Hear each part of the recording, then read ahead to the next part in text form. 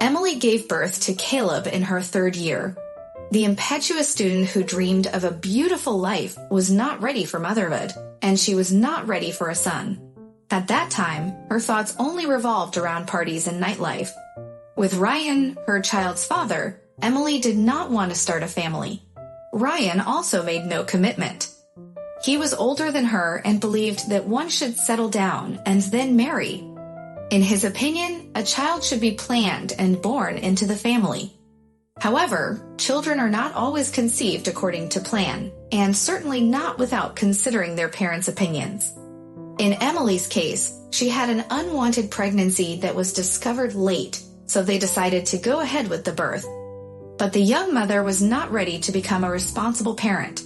She still wanted to experience the freedom of her youth, and practically pushed the little son onto her own mother as soon as she gave birth to him. Unfortunately, Elizabeth couldn't handle taking care of the baby on her own. Because of the constant stress and Emily's reckless behavior, Elizabeth became sick and had to be hospitalized. She even refused to help with her grandson after that.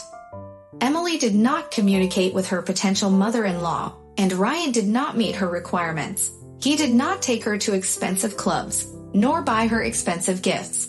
In general, Emily dreamed of a better life, while Ryan lived by his principles and did not try to please her. As a result, Caleb was left without his father's attention, without the care of his grandmother, and his mother didn't truly need him. Emily tried to put him in a creche, but they only accepted children over a year old. When Emily realized that motherhood was not what she had been striving for, and that her son required too much of her time, she considered sending him to a daycare center so that he wouldn't disrupt her life. But the mother somehow learned about her intentions, and she still had an educational conversation with her daughter in the hospital. The words did not particularly convince Emily, so she had to put one last argument. "If you try to get rid of your son, I'll disinherit you. Your fiances are an acquired taste. You will not count on my help with 1 cent," said the mother. Emily changed her opinion for fear that Elizabeth would renege on her promises. She moved back to Ryan for a while and diligently pretended to be a good mother. Emily's relatives almost believed her, but one day Sophia, her younger sister, met Emily and her son at the door. There was a suitcase in her sister's hands. "Are you coming back to live with us?" Sophia asked in astonishment. "Yes," Emily sighed. Sophia wasn't happy. She didn't want her sister partying at home and disrupting her studies. Elizabeth was in rehab and Sophia lived alone. The younger sister was the complete opposite of Emily.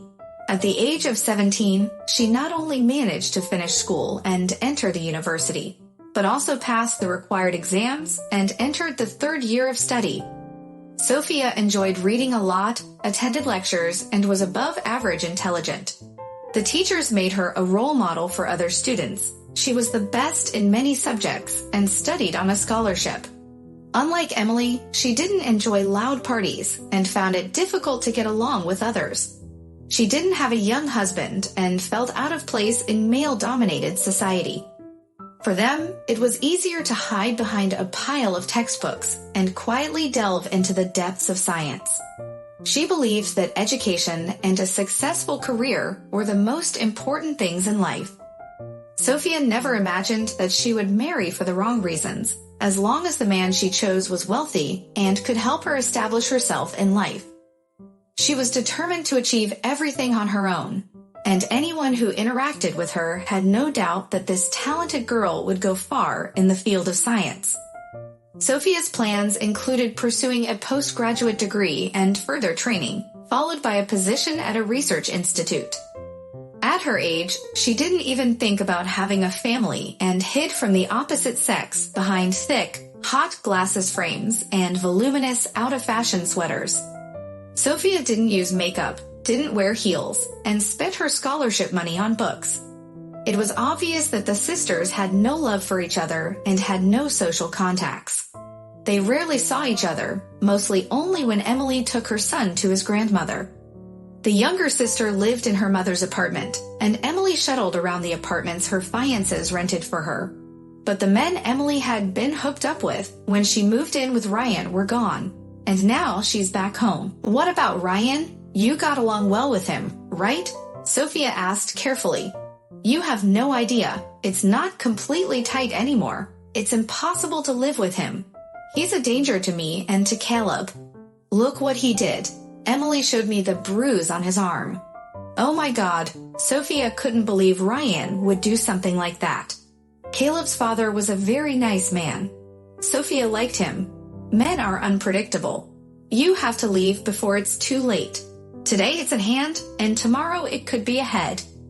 You're right, Sophia agreed with her sister for the first time. I knew you would understand it. It doesn't matter that I and Caleb stay here, right? I will try to take off as soon as possible, but at the moment we can't go anywhere. Yes, of course. It is also your apartment. You can live here, said Sophia. She had no way out. She had to accept her sister and nephew. Sophia hoped that life had taught Emily to take responsibility and become a more responsible mother. Sophia even called her mother to inform her that her sister had returned. I wouldn't have expected that from Ryan. What a good guy. Is Caleb okay? Mom was worried. No, he's fine. Don't worry. It's not good to be worried. I will take care of them, Sophia reassured. You are invaluable, Sophia. Emily really needs help now. She is an incredibly unfortunate single mother who lacks support. I think she goes out seeking love and tries to fill the inner void with temporary relationships and gifts from her lovers. I'm certain she will realize that family is the most valuable thing she has, and we have to help her. We must, said Mom. I don't know, Mom. Maybe you're right. Anyway, I really hope that Emily grows up and behaves like a responsible mother and not like a disturbed teenager. However, try to support them, asked Elizabeth. They continued to talk and Sophia realized that it was time to take dinner out of the oven. It is delicious. You are a natural talent in the kitchen, said Emily when she finished the chicken. We need to make mashed potatoes for Caleb. I wrote a list. You can go to the store, buy everything and cook it for him tonight. Sophia shrugged. She had to go out anyway, so she could go shopping on the way. I also need new tights, this brand. Only in skin colors. Don't mix them up. Actually, there are no clothing stores on the way. I really need some.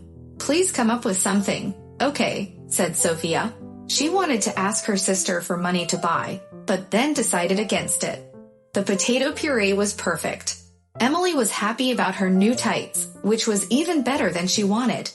There were only expensive stockings in the shop where Sophia bought hers. But since Sophia was used to keeping her word, she had to spend a little more. After she made sure that her sister was really at home and that Caleb was doing well, Sophia went to study. She was so engrossed that she didn't hear her sister enter her room. It was already late and Sophia was in the process of finishing her studies and going to bed. What are you doing here? She jumped when she saw Emily. Nothing. I came to tell you that you have to complete the chore. Sophia didn't immediately know which chore she had to complete, and when she realized that her sister had left, it was too late. Emily had already disappeared into the hallway. But Caleb, take care of him. It won't take long. Sophia was silent because her sister would no longer hear her answer. But Caleb heard Mom's departure. He cried loudly and asked for attention. Sophia had to interrupt her work to calm her nephew. But the most interesting thing happened in the morning when it was time for the hardworking student to go to the university. Shaken and annoyed by every sound, Sophia looked at the clock. Emily was still not at home, but Caleb slept, and Sophia couldn't leave him alone. Sophia was not allowed to miss the exam, so she had to take the sleeping baby to class. What Sophia experienced that day is difficult to describe. She received so much attention and gossip that she wanted to throw everything down and run away. The always inconspicuous, calm girl suddenly appeared with a baby who cried all the time. Sophia wanted to fall down on her knees because she attracted pitying and sometimes judgmental glances. This is not my baby. Sophia wished she would stop asking stupid questions and simply harvesting the laurels. I learned everything. Ask me, please. I know everything. Make on, Fedorova. I give you a loan, said the professor, and rightly put his glasses. Sophia had never been so ashamed in her life. Her classmates whispered behind her back, and some even said that she had deliberately brought the baby with her to automatically get a loan. Some thought she had given birth to the child too early and condemned them for it. All in all, Sophia was a topic of conversation for weeks. Fortunately, when she came home, she found her sister. Instead of greeting her son, she slept. The smell of a party was heavily in the room. "Stand up, Emily. Don't scream. I have a cast iron head. Why didn't you go to your phone? I lost my phone." Sophia was so angry that she put her nephew on the bed and went to confront the careless mother. She was beside herself with anger. Caleb cried, forcing Emily to get up. The atmosphere in the apartment was tense. Both sisters had not slept well and were irritated, but for different reasons. "Cook breakfast. I'm very hungry," Sophia said. "Don't you want to feed your son? I thought you would feed him."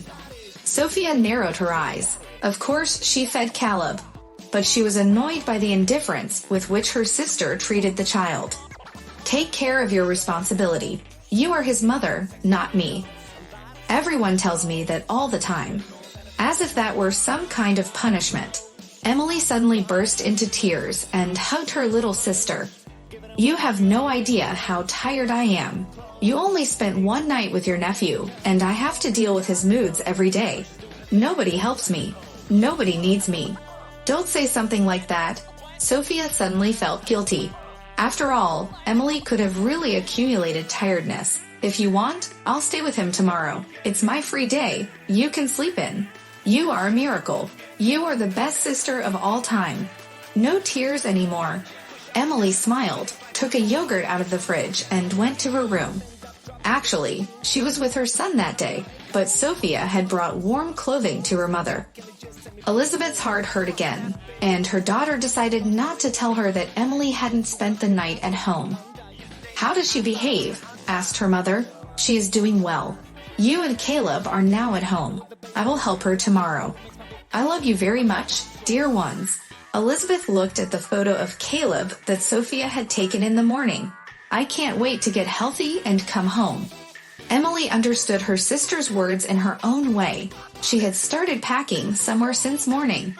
"Didn't you want to rest and sleep? I still have a lot to do. Don't forget your nephew," she said, scurried out of the house. Sophia had no idea what to do. Emily had been leaving and did not study. She didn't have a job either. The only thing she did was parties and men's acquaintances. But Sophia had promised her sister to take care of her nephew, so she did her duty responsibly. She noticed that the child had a rash on his cheeks and began to find out the reason for his constant crying. On a website, she found the advice of a pediatrician on what to do and bought a special ointment. She also paid attention to what her sister gave her son to eat and discovered some unhealthy foods such as cheap juices and chemical cork dishes, with which Emily treated her son from time to time. She also removed a toy that he constantly put in his mouth. It was not made from the safest materials. Although her nephew was with her, Sophia had time to prepare dinner, clean up, and even take a walk with the baby. She found that Caleb had gotten used to her a little and even calmer. Apparently, he had abdominal pain because he was not properly fed. In the evening, the baby fell asleep by itself, but Sophia couldn't sleep. She waited for her sister, but Emily wasn't there. She wasn't there the next morning either. Her phone was unavailable and Sophia wanted to call the police, but her sister appeared. "I have to go to school and you're on the go," she attacked Sophia. "Calm down, sister. I'm back. I can thank you for that. I just rested. That was the agreement. A day? You were gone for almost 2 days. I wanted to give out a search. You could have called. Emily showed me her new cell phone. Did you see what I have? It is the latest model. Where did you get it from? It was a gift. You should take care of your son. I take care of him when I got my life under control. And you? There are no words." Sophia grabbed her bag and went. When she came back, she found Emily in full gear. "Where are you going?" "Businesses." "No, you don't go anywhere." "Yes, I do. You can't tell me what to do." Sophia closed the door.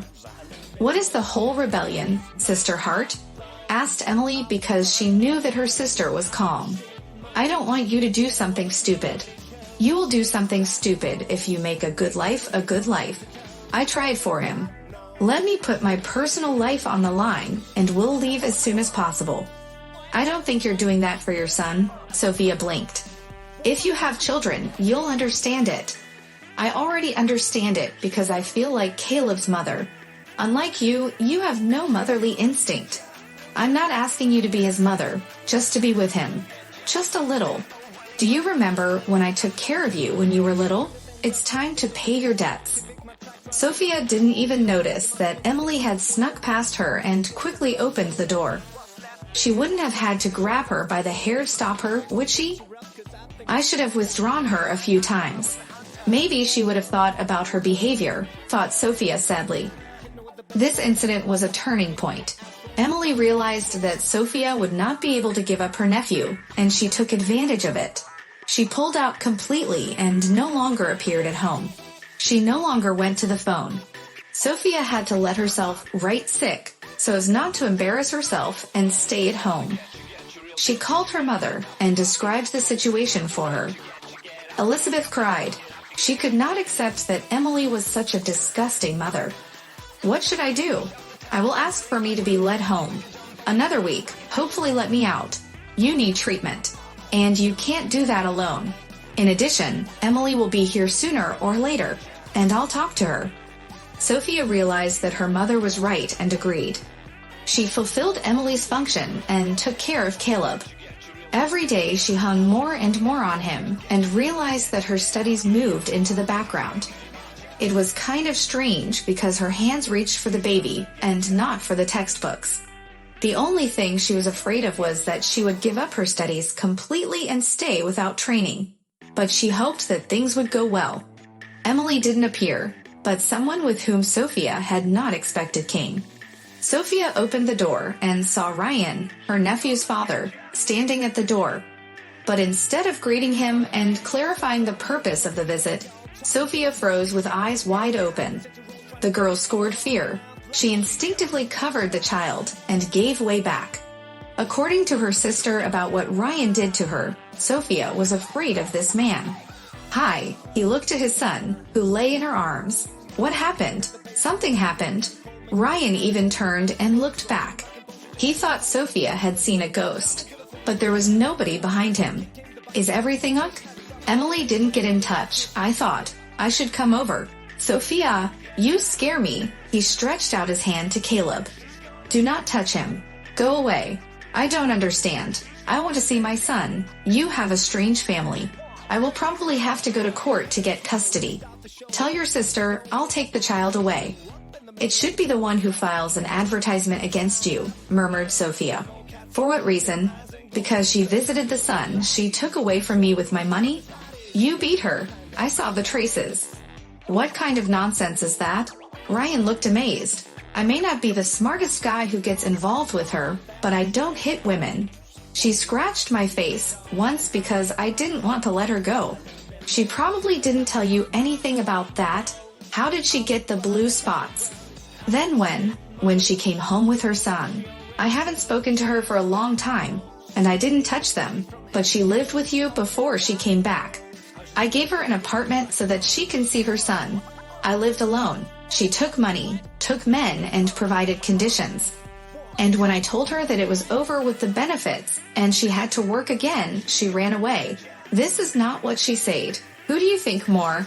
Where is she now?" "Why is Caleb with you?" Sophia remained silent. She couldn't give an answer. Her sister had left and would not come back, and let Sophia behind with the child. "May I come inside?" Ryan asked quietly. "I missed you." Strangely enough, these words felt strangely warm in Sophia. She must have felt the heat that was missing in her family. She nodded weakly and took a step back to let him in the house. Ryan behaved modestly. He played with his son, offered him money, and even refused tea. "You have to go to the institute and sit with your nephew. It's not nice.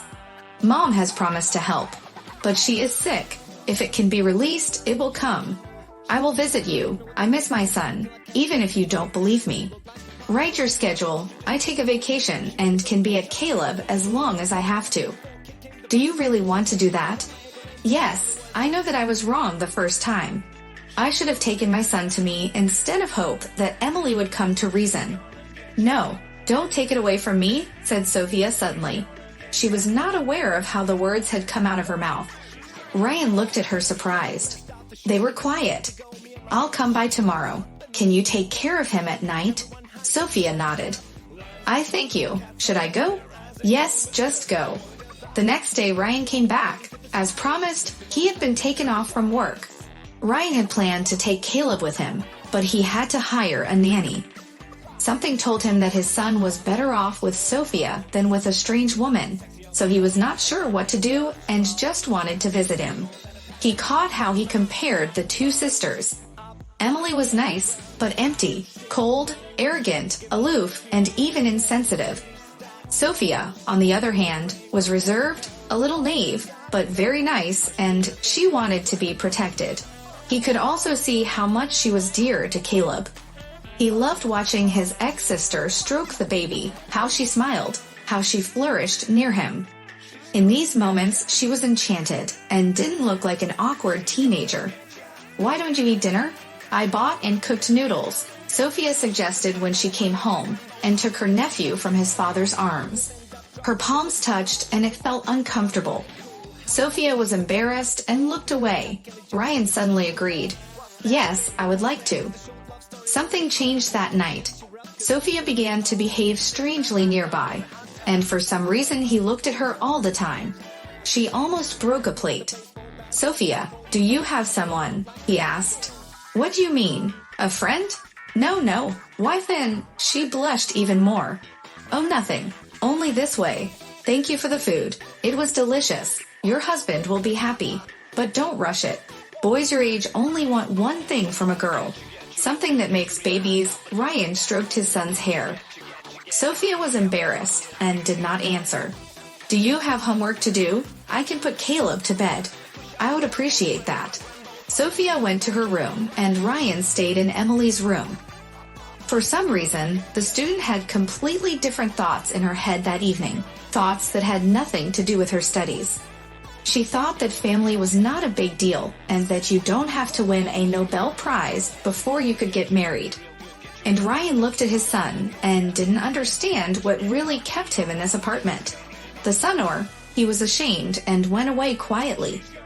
Elizabeth was still not allowed to go home because her condition was not stable enough, but Sophia assured her that everything was fine. The reality was that Emily was finally gone and her child's father was not friendly. That became clear to her when she saw him again with Caleb in her arm. Sophia shot a disgusting thought through her head. She invited her stupid sister that Ryan was gentle to her and that she had a son together. Sophia wanted to hit her cheeks for these thoughts, but she just apologized and went to her room. Is everything ok? Did something happen at school? If you want, I can bring Caleb to my home. No, do not do that. Sophia felt how the tears ran over her cheeks. So what's going on? Has anyone hurt you?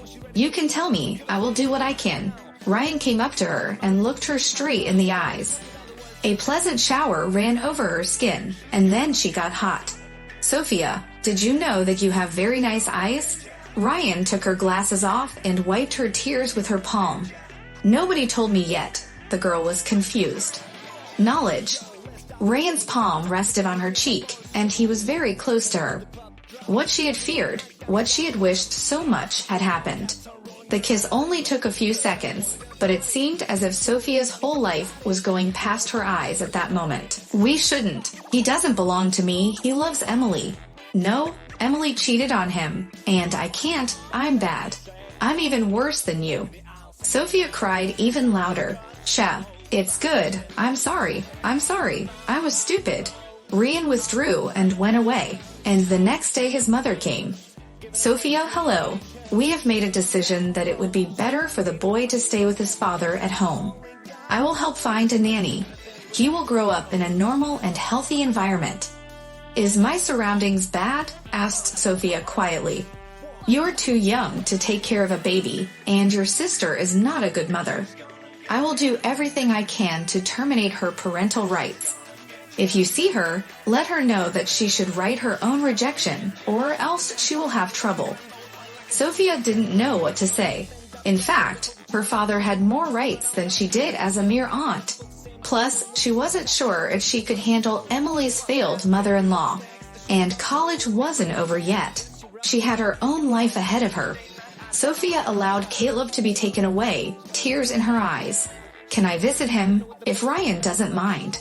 Calling Ryan would be like jumping into a volcano for Sophia, so she focused on her studies and tried to accept the situation. To accept it, Elizabeth, on the other hand, couldn't accept it. She was outraged. "Mom, he is the father. He has a right to it. And I am a grandmother. You are not in a medical condition to sue, and Emily doesn't need anyone. I don't even know if she's still alive. She lives, she called me." "What did she say?" "That she's on vacation with another guy in the South and will come back in the summer." "And what did you say to her?" Elizabeth cried again, and Sophia realized that she was tired of these endless tears. "Mom, I have to learn theory. I'm sorry, Mom." She hung up the phone and thought about how she had been living someone else's life this whole time. First, she had taken care of her mother, who had a heart condition. Then she had studied for the perfect future that someone had promised her. Then she had taken care of someone else's child, fallen in love with someone else's husband, and now, according to her mother, she had to do something to bring her nephew back into the family. A family where no one wanted him except Sophia. Sophia grinned. It was time to do something for yourself. She put her textbooks aside and went to the mall. She had heard from fellow students that they went shopping during the Depression. Sophia had no savings, but she had enough for a new dress. She also wanted to exchange her glasses for lenses. Ryan's words came through her mind too clearly. "You have very beautiful eyes. You know that." She went home in a completely different mood. She let down her long hair, hid her glasses, breathed in the spring air, and enjoyed her new dress as if it were from the best designer of the day. A familiar car was parked on the street in front of the house. Her heart was racing. "Ryan? Hey, what's up?" "Is there something wrong with Caleb?" She was scared. "I think he misses me. He misses you." "I miss him a lot too." "Why didn't you call me once?" "Your mother said." "She can say anything. She doesn't know you." "You're not like Emily." Ryan looked at Sophia again with warmth and tenderness in his eyes. Sophia endured the look, but her cheeks blushed again. "I'm sorry about the kiss. I shouldn't have overstepped my boundaries. So I can see my nephew from time to time?" Sophia asked in a muffled voice. "Yes, if you want, we can go to my place. Right now. I want it." Sophia and Ryan started seeing each other more often. They had a good excuse to spend time together, Caleb. Ryan's mother noticed that Sophia wasn't a bad girl, even though she was very young. It was encounters like these that brought them closer together. Sophia turned 18 and celebrated her birthday with her loved ones. Elizabeth was eventually released and returned home. "I think you can go for a longer walk today," Elizabeth said with a laugh as her daughter blew out the candles. Sophia was a very modest and responsible girl, in complete contrast to her sister. Elizabeth even had the impression that it was her fault for preventing Sophia from leading a private life. "You can do anything when you're 18, Ryan winked and held out the box to her. "Congratulations." Sophia saw the ring inside. Her heart skipped a beat. "Thanks that you." "What is that? An offer?" Elizabeth gasped. She suspected her daughter was in love with Ryan, but they kept their distance and carefully pretended it was just a friendship. "Yeah," Ryan stopped smiling and Sophia felt dizzy. "But, I know you have to think. Don't answer so quickly. It's strange getting married so early, especially since we've only kissed once. But I'm sure you're the best woman I've ever had. And I love you." It was a birthday Sophia would remember for the rest of her life. She said yes, not immediately, but a little later. Emily was indifferent to her sister and her ex's wedding. She also signed a waiver for her son without any hysterics and received a promise from her mother to let her have the apartment.